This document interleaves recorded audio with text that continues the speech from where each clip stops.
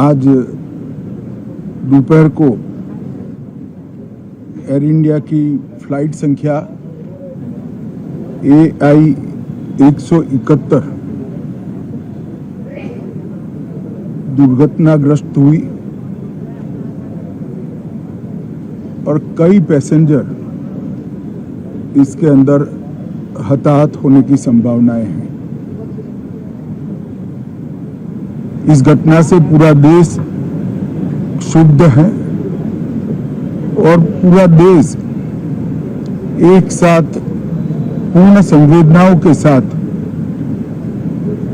ये जो दुर्भाग्यपूर्ण हादसे में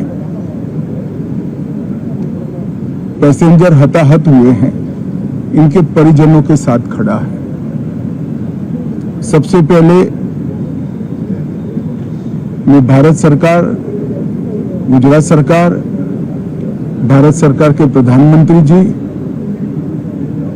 और गुजरात सरकार की ओर से भी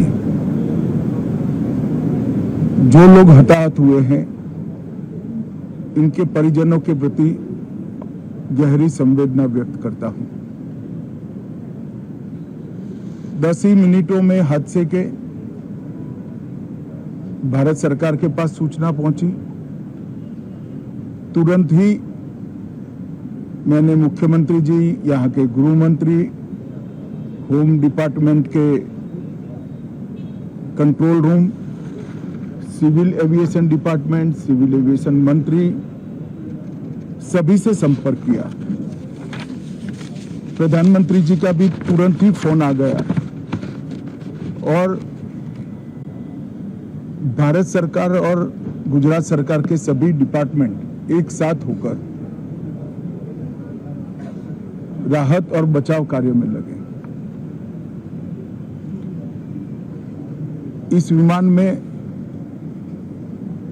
कुल मिलाकर 230 यात्री देश के और विदेश के और 12 क्रू मेंबर सवार थे। इसमें से एक यात्री का बचने का अच्छा समाचार मिला है, मैं उनको मिलकर आया हूं। मृत्यु का आंकड़ा तो DNA परीक्षण और यात्रियों की पहचान के बाद ही अथॉरिटी अधिकृत रूप से घोषित करेगी, मगर जो यात्री बचा है उसको मैं मिलकर आया हूं। घटना के तुरंत बाद गुजरात सरकार ने बहुत त्वरा से डिजास्टर मैनेजमेंट की सारी इकाइयों को अलर्ट करते हुए, चाहे हेल्थ डिपार्टमेंट हो, चाहे फायर ब्रिगेड हो, चाहे पुलिस विभाग हो, भारत सरकार की भी CAPF को संपर्क कर सभी ने एक साथ मिलकर राहत और बचाव का कार्य चालू किया।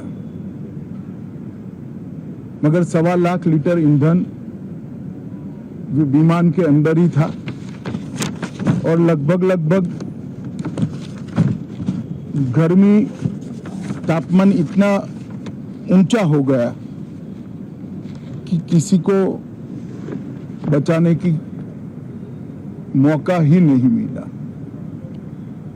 अब मैं घटना स्थान पर भी जाकर आया हूं। सारे यात्रियों के मृतदेह को बाहर निकालने का काम लगभग समाप्त हो चुका है।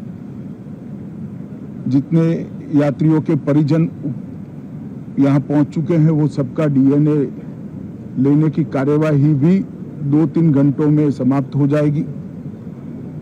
विदेश में जिनके परिजन हैं, उनको सूचना देने की कार्यवाही समाप्त हो चुकी है और जैसे ही पहुंचते हैं उनके भी DNA सैंपल लिए जाएंगे और मृतदेहों की पहचान के लिए जितने मृतदेह मिले हैं, इनके भी DNA सैंपल लेने की कार्यवाही समाप्त हो चुकी है। गुजरात में ही लगभग 1000 के आसपास DNA टेस्ट करने पड़ेंगे। ये सभी टेस्ट करने की क्षमता गुजरात में विकसित है, तो डीएनए टेस्टिंग के लिए कहीं गुजरात के बाहर जाने की जरूरत नहीं पड़ेगी। गुजरात की एफएसएल और नेशनल फॉरेंसिक साइंस यूनिवर्सिटी दोनों मिलकर कम से कम समय में डीएनए का परीक्षण पूरा करने के बाद परिवारजनों को अपना मृतदेह परिजन का मृतदेह सौंपने का काम करेंगे। उनके रहने की सुविधा, उनकी सांत्वना की सुविधा, जिनको मेडिकल प्रॉब्लम ट्रॉमा के कारण हुए इनकी मेडिकल की सुविधा, ये सारी व्यवस्था बहुत सुचारू रूप से हो चुकी है। अभी रिव्यू मीटिंग में सारी व्यवस्थाओं को हम सब मंत्रियों ने साथ में मिलकर देखा है। एविएशन डिपार्टमेंट ने अपनी जांच शुरू कर दी है और जांच तेजी से आगे बढ़े, इसके लिए भी एविएशन मंत्री जी ने सूचनाएं दी है। मैं फिर से एक बार राहत काम में जिन जिन एजेंसियों ने त्वरा के साथ बचाव और राहत का काम किया, वो सभी का धन्यवाद करना चाहता हूं। और फिर से एक बार जिन्होंने अपने परिजनों को गंवाया है, हताहत हुए हैं, वो सभी को मनपूर्वक संवेदनाएं व्यक्त करता हूं। मैं एक बात जरूर कहना चाहता हूं कि ये एक्सीडेंट है, एक्सीडेंट को कोई रोक नहीं सकता,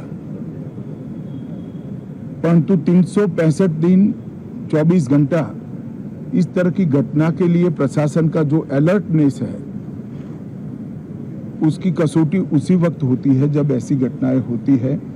और आज गुजरात के डिजास्टर मैनेजमेंट की तैयारियों का एक प्रकार से दुर्भाग्यपूर्ण तरीके से मगर कसौटी हुआ और बहुत त्वरा के साथ यहाँ पर काम किया गया, वो पूरे देश के मीडिया के सामने और परिजनों के सामने भी आया है।